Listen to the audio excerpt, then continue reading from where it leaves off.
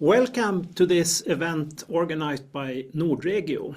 And the purpose today is to launch a new report on regional effects of the green transition in the Nordics.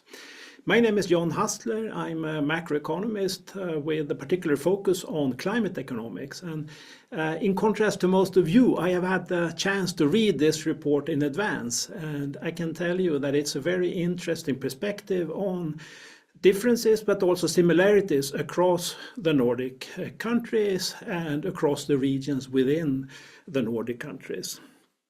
So we are going to launch the report today, and we have authors of all the chapters here today, and we will, as a taste bite, hear short presentations of two of the chapters. They will discuss the Finnish and the Icelandic perspective on these issues. Afterwards, we're going to have a panel discussion where the other authors are going to participate, and we're going to discuss also their similarities and differences across the Nordic countries. We have a very short time. We hope, nevertheless, to be able to have some Q&As and after each of these sessions. You will have the chance to pose questions in the chat. I'm not sure that we're going to be able to address all of them, but at least they will be remembered, and those that we cannot take up during this session, they will be distributed to the authors so you can continue the discussion afterwards. So that's what we're going to do today. And with those words, I'm going to say that it's time to get started. So I'm going to give the word to one of the editors of this report, namely Harry Flam, who has, together with Nora Sanchez-Gasson, edited this volume. Welcome, Harry. Yes, hello everyone. This project is actually one part of four projects within the same major project, and the last one out. And as you have seen from the program, the title is Regional Economic Effects of the Green Transition in the Nordic Region. And more specifically, we have focused on sectors that we think are critical for the green transition in the various Nordic countries. And the question is, how can these sectors, these key sectors, fulfill their part in the green transition? And what are the implications for incomes and jobs across regions in each country? So there are five chapters in this volume, and you are going to hear a little bit about two of the chapters, but there are three others, and I want to tell you what they are, all of them. So the one chapter is from Denmark, and it deals with regulation of emissions from agriculture and land use change and forestry, a modeling approach in the green reform model. Agriculture is a key sector in Denmark and important in terms of reaching the Danish climate goals. And the report is written by Louise Birk Stewart and Asbjørn Keret Berg. The Finnish chapter has the title Forest Sector Transitions, Product Mix, Energy System, and Carbon Sink.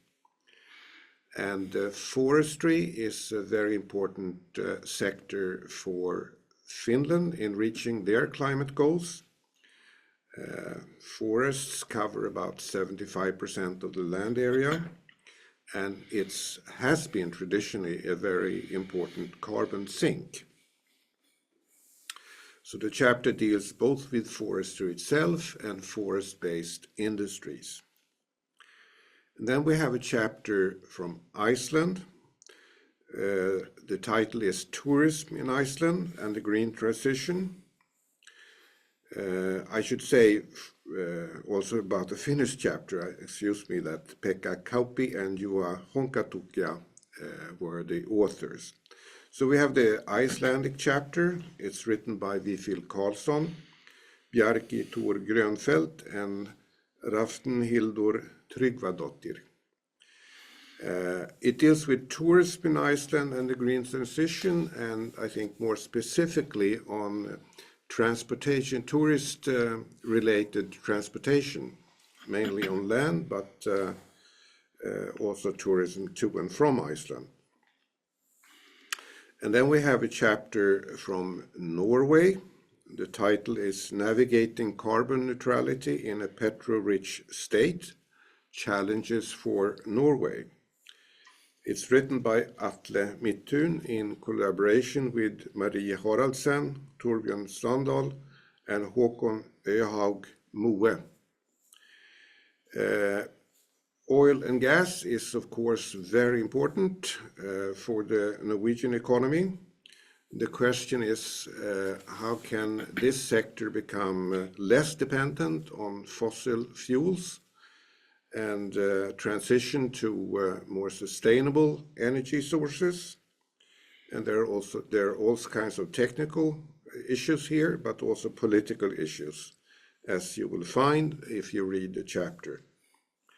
And finally, we have a chapter from Sweden with the title Effects of an Expansion in Mining and Manufacturing on Public Sector Employment. As you may know, there are now very heavy investments in the north of Sweden, both in manufacturing of carbon-free steel and manufacturing of batteries for electric vehicles. This report is written by Evans Korang Ajay, Richard Eriksson, and Johan Lundberg. And their question is, how will it be possible to recruit enough labor to the public sector when there is a big expansion of private sector activities in the north? The private sector itself, of course, needs a lot of labor, and some of this labor will come from the public sector. That's been the experience in the past, and we can be almost sure that this will also be the case now. So with these words, I leave the word again to John to continue. Thank you very much, Harry. So we'll go into the chapters, and we will first hear from Pekka Kauppi, who is gonna show us some evidence and conclusions from the Finnish forestry sector. Please go ahead, Pekka.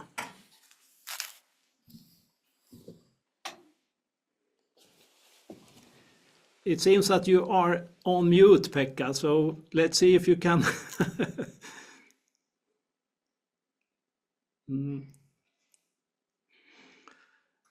Better now? Now it sounds much better. Good.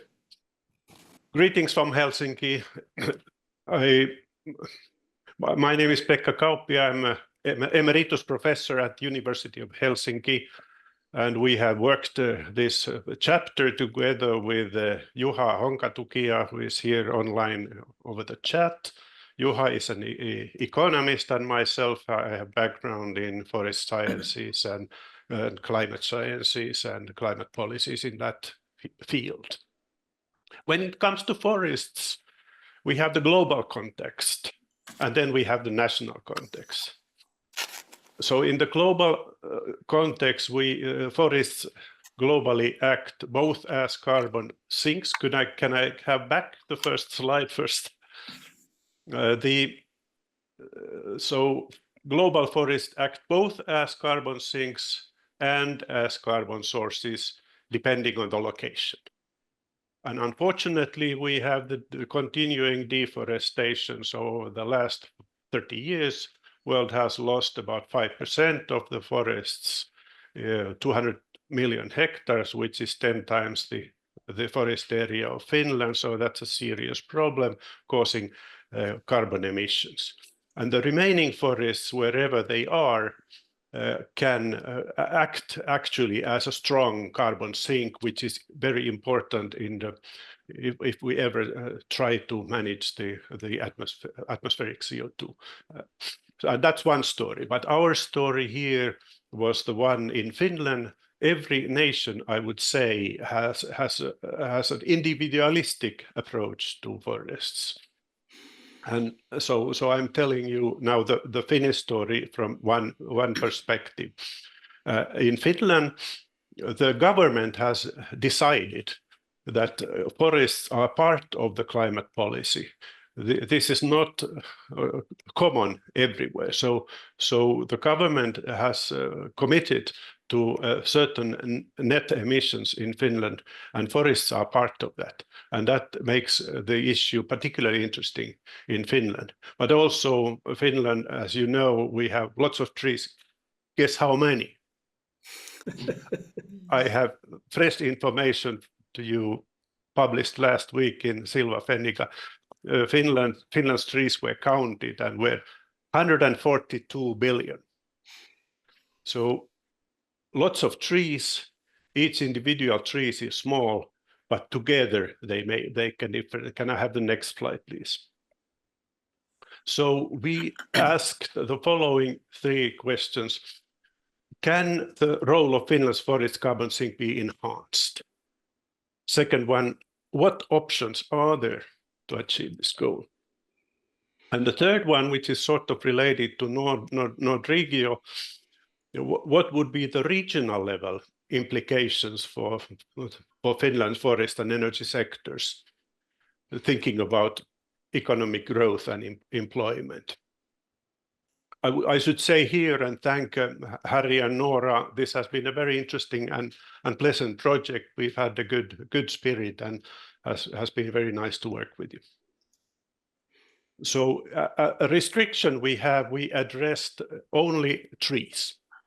We did not address soils. I can discuss, we have time, why did we do this restriction, but this is sort of a bit different from the national total assessment of all carbon sinks and sources. But this is how we approach the next slide, please. And the basis was a picture, a view, a perception of wood flows in Finland. So what we have a system that absorbs raw material from forests. And this is processed through forest industries, the yellow part of the graph, and making products. And the products are then distributed primarily abroad. Finland's forest industries are export-oriented, so most of the products go abroad. And this graph, sorry for the small print, the graph is from Natural Resources Institute, a nice graph, in my opinion, showing where does the wood come and where does it go. And before the Russia-Ukraine war, we had imports. Traditionally, Finland has imported roundwood. So it's not only domestic round, which is the primary source, of course, it's also imported. So about 10 million cubic meters were imported mostly from Russia, mostly birch wood from Russia, which is a scarce commodity in Finland.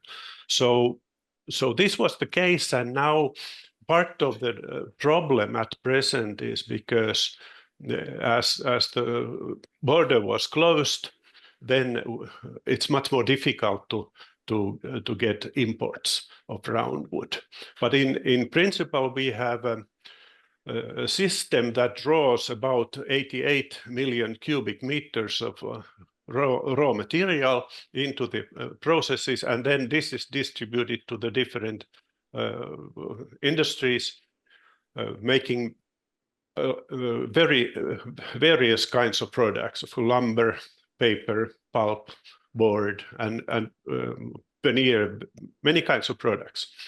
And this is the system that we have to think when then trying to change something if we wanted to change the carbon budget. Next slide, please.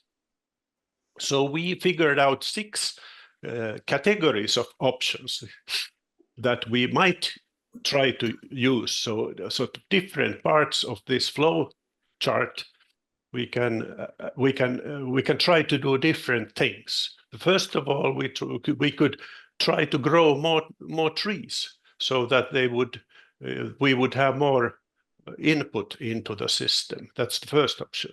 We could reduce domestic removal, some kind of a partial moratorium that we would cut less, and therefore there would be more growth left in the forest. The third one is to increase the industrial efficiency of using wood. So we need to make the products. If we could do more value from the product, that would be an option. And the fourth one is to change the product palette. What kind of products are made? Some are better than others. It's sometimes difficult to say which is the good product, which is the bad product. But nevertheless, there's a palette of different products, and we could theoretically change that. Then we could try and increase the imports, even though it's hard at the present time. And the sixth one is then the end part, low right-hand side down. There are the flue gases coming from the industries. There's quite a big flux. So there are different opportunities you could operate with the flue gases. There's a carbon capture storage, so capturing the CO2 and storing it somewhere. It also can be used if there's electricity available. You can use it to make all kinds of things, synthetic fuels, or bioplastics, many kinds of products. So those were the 6 options or categories of options. There are many details on that. Next slide, please. Now, for our approach, as I mentioned, the Nordic Region approach, we had to consider the regional impacts.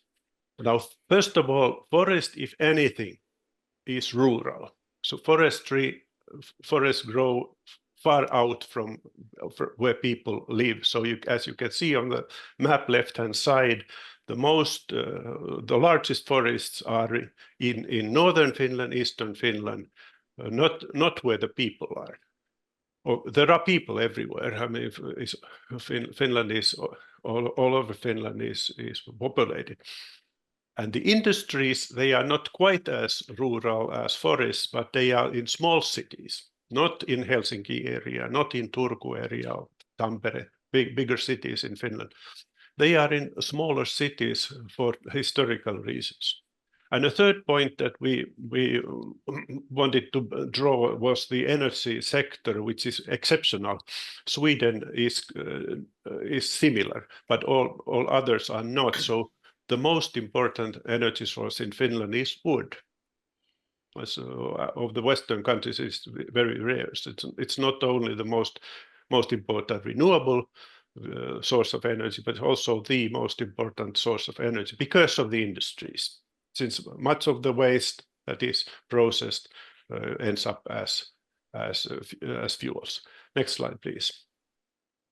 So we took a position and tried to rank these some way or assess it. You can read the details in the report. And thought kind of that we have 4 green options and 2 red options, which are, from our perspective, are less attractive. So increasing wood imports could be a quick solution, but it's negative for regions, and it's internationally not so wise, because that only switches the location of the harvests and not the amount of harvest. And the other red option is sort of the moratorium of domestic removals, a partial decrease is also something which could be quick, but it's not very good for the regions. And internationally also, because of the leakage, you may know the leakage issue. If products are not made in Finland, they are made somewhere else. So those 2 might work to suffice the national government's like targets, but as a bigger picture are not so attractive. Whereas the remaining 4 are there available, and most of them to us also from regional assessment point of view make sense. So this was our quick report of our paper. Can I have the last slide, please? Thank you. Thank you very much, Pekka. And what comes to mind for an economist when you speak is that the forestry provides a climate service that is very valuable. So I couldn't help myself from what economists often do, namely to try to put values and money on things. And you provided some numbers on the CO2 that comes from a cubic meter of stem wood. And if you use the current EU ETS price, it seemed like the value of absorption of CO2 in 1 cubic meter of stem wood is in the order of 100 euros. So if you aggregate over all the trees that you were talking about in the beginning, that adds up to a couple of % of Finnish GDP, I would suspect. So then we are also kind of obsessed with economic incentives. So if landowners were actually paid for this value, what would you think would happen? Would we do the forestry business as we do now if landowners were paid for the climate services that they do? I hope Juha is also listening. Juha can maybe say something. He's an economist as well. This is correct, and it's an asset, but it's also a kind of a problem because having a biomass sink is always cheaper than cutting emissions. So that is, but if indeed that they were valued, I mean, theoretically, why not? I mean, we have monetary systems for biodiversity protection. Why not? But how would it then penetrate the economic systems? What would be the secondary impacts? That's for you to study on. Yeah, no, it's an interesting question, and it would have substantial regional implications, of course, because this value is not produced in the big cities. It's produced in the countryside. So let's see. Do we have any questions from the Nora is editing? I should also say to you who are latecomers that it's going to be possible to ask questions in the chat. It might not be possible to bring them all up live in the seminar, but those that we don't take up will be remembered and sent to the authors, so you can continue the discussion later. Nora, anything? Yeah, we have a quite vivid discussion already in the chat, I can say, so very nice to hear that. For Pekka, we have one question. When you talk about industrial efficiency, can you talk a little bit about the enablers of that? How can we improve? Well, I think this is something that the industries themselves or the entrepreneurs, the business, they must do it. There's no other way. People do innovation and take R&D, and that's many people doing it all the time. And there's a strong economic interest for any actor in the field to try and make as much as possible earnings from the flow of wood, and it's difficult to predict what would work. And what would be it tends to be a relatively slow industry. Forest industries, the capital intensive industry, they don't change anything very fast. But even the small improvements, they can sum up with something useful.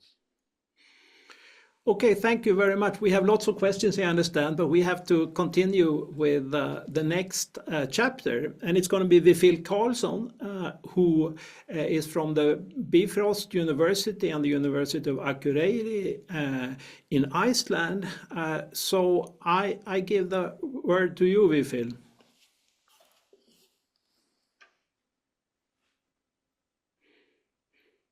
You are muted too. It's a common problem. I've done that many times myself. Okay, it's okay now? Now we can hear you. Okay. Yeah, thank you. Greetings from Iceland. Yes, in my chapter, we were focusing on tourism, which is a rather new business in Iceland, at least as large as it is. And we, let me see. And we asked those 4 questions. What is the share of relative size? I don't think we Or can see your slides yet, we feel. okay, didn't I? Oh, let me see. Now it starts to come, and here we have them. Thank you. Okay. So yeah. So we actually asked 4 different questions. What is the share or relative size of the tourism sector in Iceland's economy? How will European and national climate and environmental goals influence the tourism? And how will such impacts differ across regions? And what policy, what is the policy implications here? Let me see. Bit slow. Yeah.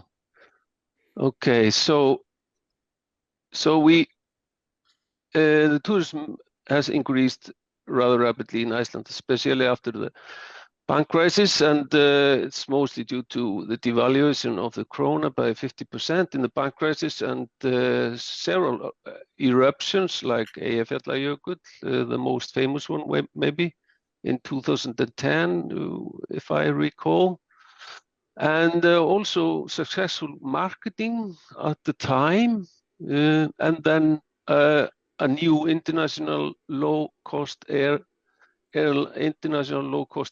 that came in 2011, I think. Yeah.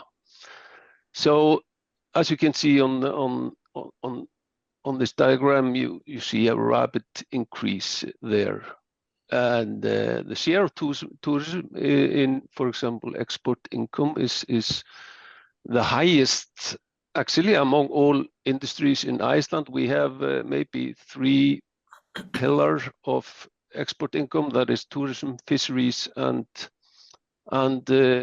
energy intensive industry like aluminium smeltery and the like.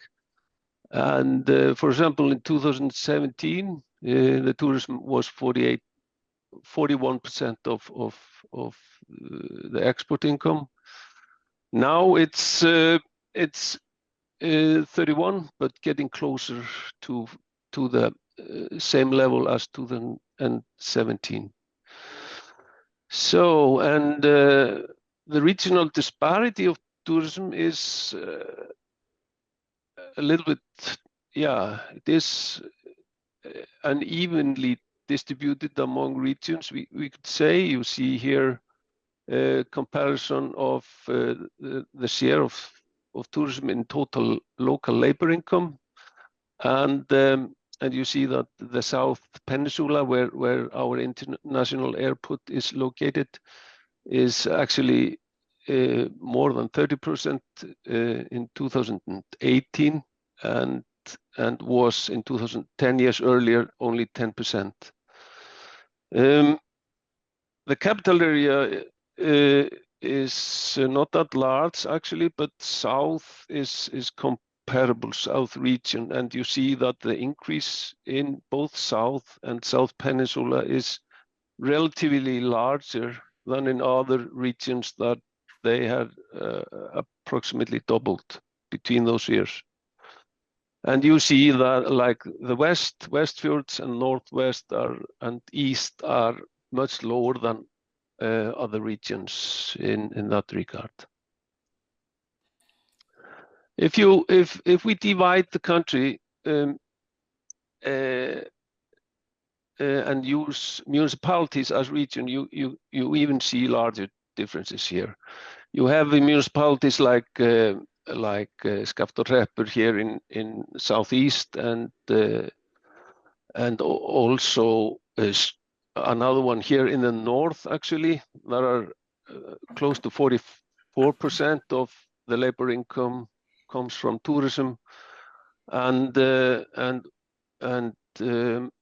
several municipalities around them that are pretty high. You see the redder one area becomes, the higher is the percentage. And in that regard, Reykjavik fell into 21st place among 68, I think, in that year, 68 municipalities in total in Iceland in that year, but they are getting fewer every year. Yeah, but there is another. So you see a very large difference. You see Westfjords here and Northwest here are very low in tourism. When it comes to tourism and the share in emission, greenhouse gas emission, it's actually large, especially and fastest growing industries contributing to greenhouse gas emission. You see it got very low here in the COVID pandemic, and so, and of course it's transport that within tourism. The transport is actually 83% of the total. What we expect from the transition policy is that the price would rise in transport, and it would contribute to fewer tourists coming to Iceland. And even though that the demand, local or domestic demand of foreign tourists for destinations in Iceland are even, we would get this mix of local impacts in every municipality in Iceland. But the demand is different, actually. We can, if we keep the model simple, we can split destinations between must-see destinations and out of curiosity destinations. And the difference is the elasticity of demand. And you can see that a rising price completely equal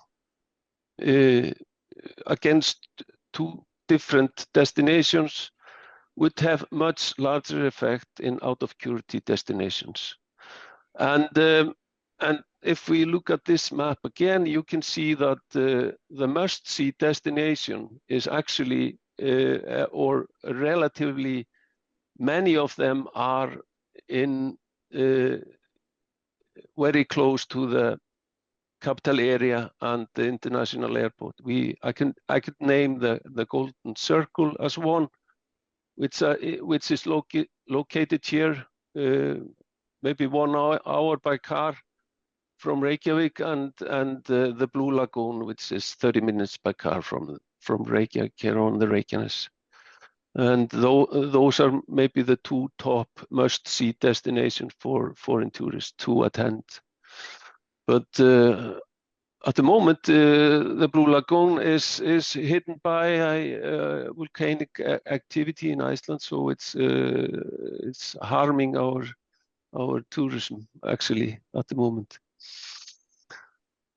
Okay, and finally, there are several policy actions that the government could actually think about as trying to minimize the rural cost or the spatial disparity of the transition,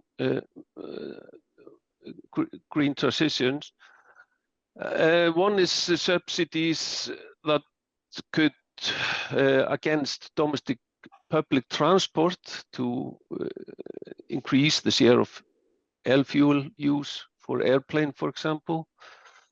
Increase the number of electric buses and electric rented cars, but then again we have to think about appropriate infrastructure, for example charging stations across the country. more attractive public transport, because public transport in Iceland is rather poor, at least compared to other European countries, maybe due to that we are rather few in Iceland and the country is large. More local food or other necessities for tourists when traveling around Iceland. And then again, we need more research on the behavior of tourists against the demand for flight tickets, rented cars, and other transportation modes, and food as well. So in order to take a good decisions regarding the matter, we need more information and research in the field. Thank you. Thank you so much, Vifil. And maybe the purpose of your chapter was not to make commercials for going to Iceland, but I certainly feel tempted to go once more. I've been there only once, and I followed your theory and went to the must-see destinations, but next time I hope to be able to see more. So you showed that, and that's pretty obvious, that a lot of the emissions related to tourism comes from flying to Iceland. So how do you see how is the discussion about the Icelandic responsibility for that? You could argue that flying is kind of a global thing, or at least within EU, we know that flying is part of the EU ETS, so it's nothing that Iceland really should care about. It's taken care of by other means. Is that the right way to think about this, you think? You ask about how is the discussion? Yeah, and how people perceive this. That is it, and also your view. Is it the task of Iceland to prevent people from flying with fossil fuel to Iceland? Yeah, well, actually, there aren't that much discussion about green issues regarding tourism in Iceland. It has been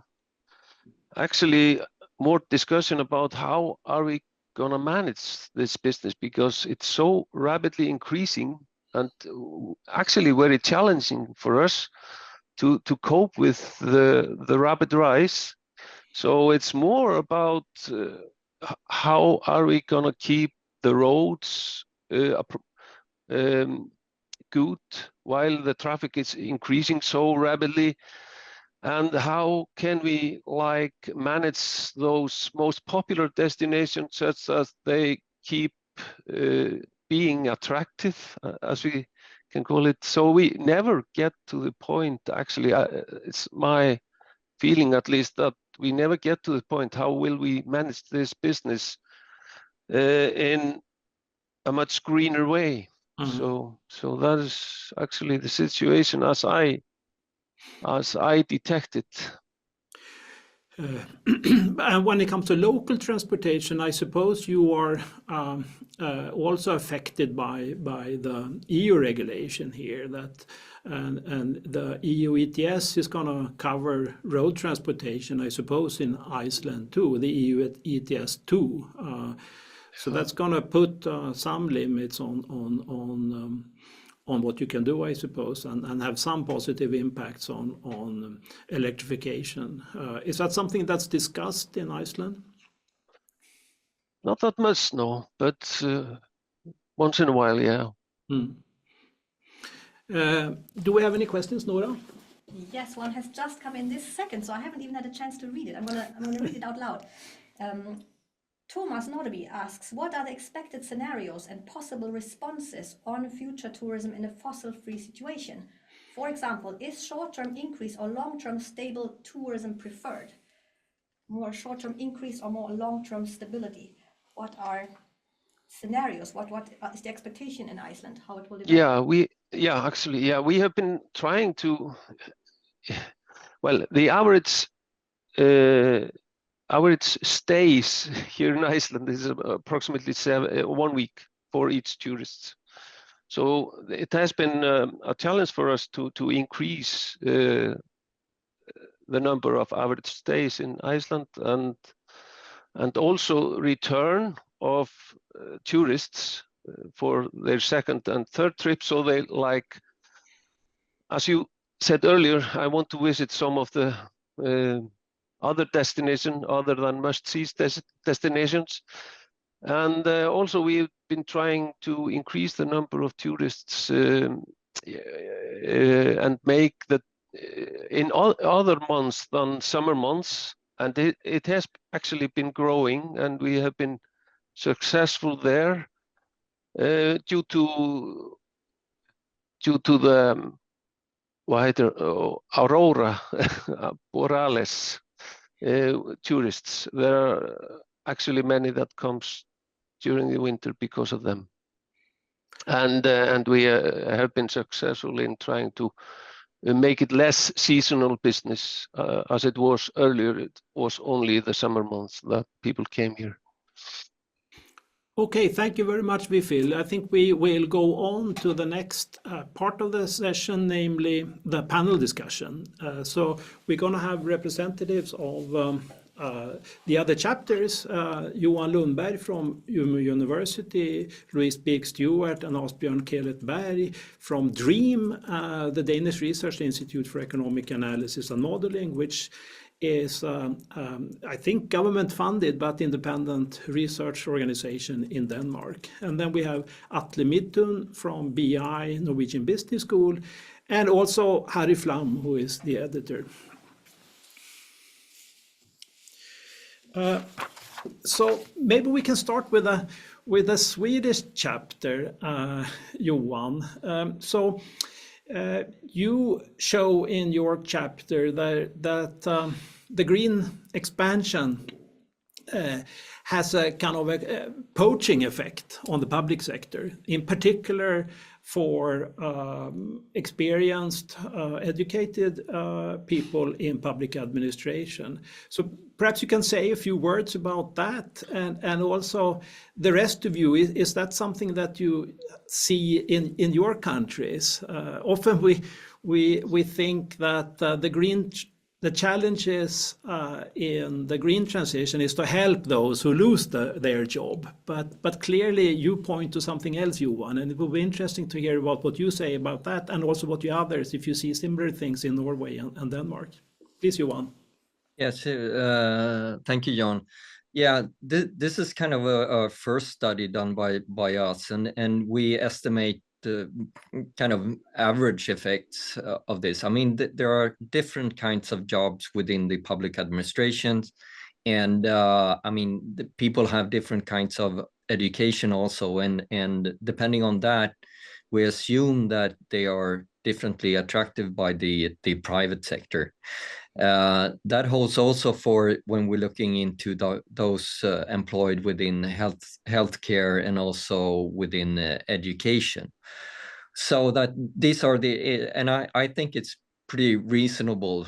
I mean, that if you work within administration in the public sector, perhaps it doesn't matter that much whether you do the budget within the local municipality or at the private firm. But if you have invested as a medical doctor, for instance, 5 or 6 years into education, perhaps you are dedicated to be in the health sector and you feel that you are doing good every day. So that perhaps, and we also in further analysis, we also would like to divide nurses, for instance, from medical doctors in looking at this, the probability that they switch to the private sector, and also the wage premium perhaps for that.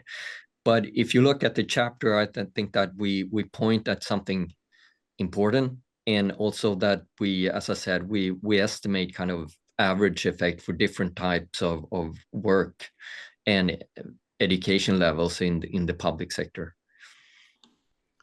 So Norway or Denmark, are there similar issues there?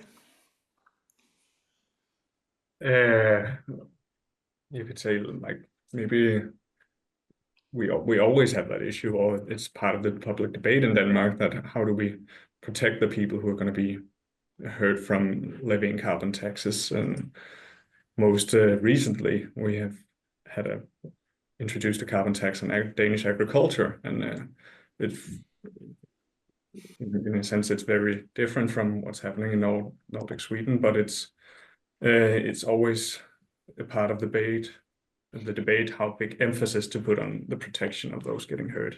And in this case, it's been the farmers, and there's been quite a big emphasis in the end on protecting the farmers from this, because you can sort of balance a carbon tax on agriculture, but you can also use the subsidy tool to reach your goals, and emphasis has been put heavily on the subsidy tool.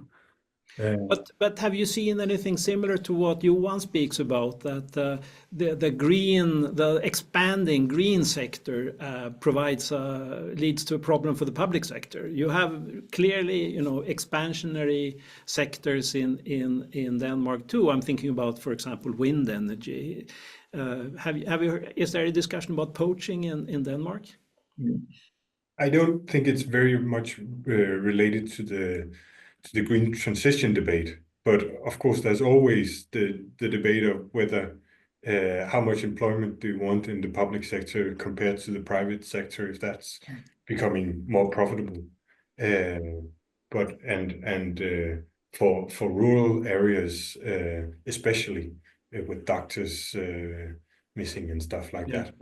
But it's not compared to the green transition. No.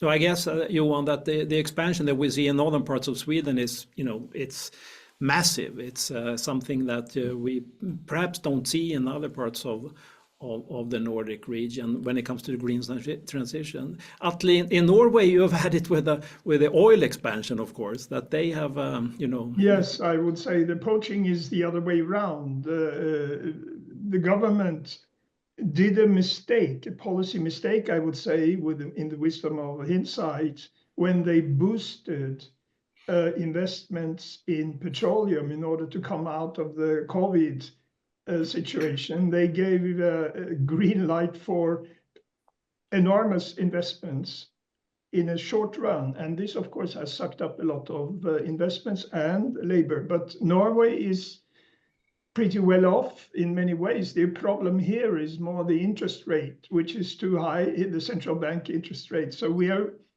more concerned with that than unemployment problems. And scarcity of labor, yes, but it's the other way around. So you also spoke a bit about what can be done with this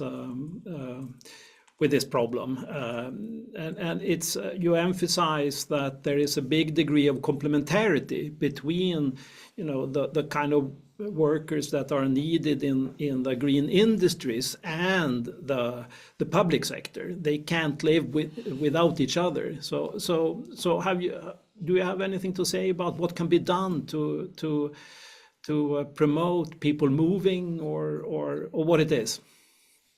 It's hard. I mean, at least we Swedes, when we turn 35 and have kids, we don't move.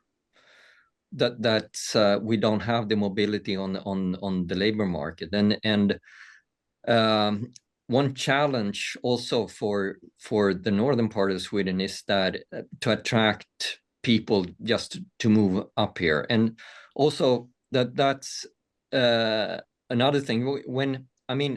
If we look at Skellefteå with Northvolt and everything that's happening now there, if you are a medical doctor or nurse, you could take a job at Northvolt, but not the other way around. So if you're sick and tired of the public sector and what you're doing, perhaps you could take another job. But if you're sick and tired of what's happening at Northvolt, it's not that easy to become a medical doctor.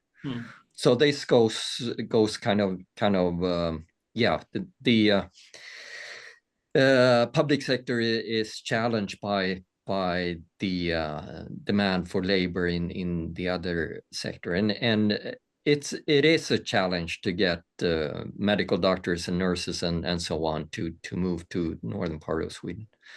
it is. And I suppose that maybe you can have engineers flying in and not living, but at least some of the public sector people should really live there in order to provide the good service. Yeah, and if I respond to that also, we can have fly-in. I say it's not my factory, but it could be fly in, fly out to the northern part of Sweden also. But then, I mean, the local public services are financed to a large extent by the local income tax. So then, when you are at in Boden or wherever and need some public service, you can have it, but you don't pay for it, basically. That's if you're not live there. So it's yeah. Can I bring up another issue that you have touched on, both from Denmark and Norway, and that's a difference between Norway and Denmark, in the sense that in Norway it's taxing or putting burdens on a very profitable industry that can take a lot of hits and remain profitable, while in Denmark it's kind of the opposite, right? That farmers are perhaps more profitable in Denmark than in many other parts of the world, but not that, and they have often less access to international capital markets, which makes it more difficult to deal. So maybe you can elaborate a little bit on that difference. Atle, you want to start? Okay, I can start. I'll start by Pekka's 142 billion trees. We have 19,000 billion Norwegian kroner stacked up on the petroleum fund, and this is just the public taxes. So it's enormous, and we're very dependent on it, but it is highly profitable. So Norway, another interesting question, why does Norway put goals for ETS sectors as Norwegian policy? And the reason is, like the petroleum, and the reason is that you need to put extra taxes on top of the ETS quota prices in order to have any effect on the sector.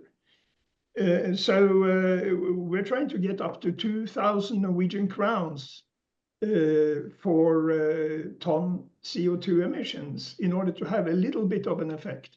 But it's hard to quench this sector, and we don't really want it. So we want, basically, the Norwegian strategy is completely bifurcated. We want to keep up and continue the oil sector in some various ways, which I could come back to. But we want to go green in other ways. For instance, the transport sector, which we subsidize heavily. So we do use quite a bit of public money to engage in other sectors. But there is no limitation on the petroleum sector out of normal ETS taxation. This is no problem. So you emphasize that what needs to be done is to electrify a lot of the power that's used out in the oil fields. And that sounds like a relatively easy thing to do. Why is it not happening? Well, it's easy. Norway is rather schizophrenic in many ways. In some ways, there is an expectation that projects undertaken in business should be profitable. So if you cannot make profit in the longer run from this, you don't want to go there. The government actually hoped that the prices would be coming down. And remember, if you go back 3 or 4 years, the green wave was supposed to be a bonanza for everybody. Everybody believed in it, invested in it, and then suddenly we had a development where it got too expensive and the capital costs were too large. So that's part of the story why we actually had to put brakes, or the commercial actors put brakes on this. And Equinor, for instance, our state majority-owned petroleum company, is not willing to go in and act as a public ministry of environment or finance. They say either it's profitable and we can do it, or we don't. They bought shares in the Danish Ørsted in order to get a bit greener, and they were punished in the capital market for buying into something which was so unproductive, presumably, in the eyes of the investors. Of course, Ørsted is a brilliant company in its field, but it cannot compete mostly with petroleum still, and especially after the Russian war, which pushes the prices even higher. Yeah. Louise and Asbjørn, it's different in Denmark, I guess. So can you say something about that? Yeah, I think so. As you say, the profitability of the Danish agricultural sector is not as large as the oil-producing sector in Norway. But I think the main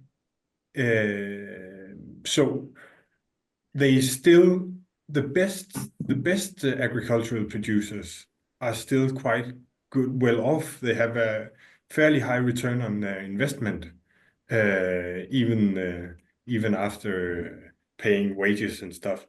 So they should be able to take some kind of a tax burden. And then I think that the other part is that with the agreement that has just been on agricultural regulation, you kind of had two levels. So you had a tax on the one side, and then you had subsidies for using land for other purposes. And that kind of put a floor below below the land price, so it didn't fall. It actually, in our simulation, seems to rise due to these subsidies. So that'll kind of keep the profitability of the farms still going after a carbon tax. Okay, it's very interesting what you are describing in Denmark, and I think that we from the Swedish horizon are looking very much and hope to be able to follow you. We haven't done much, but at least I and many with me are proposing that we should follow the Danish lead.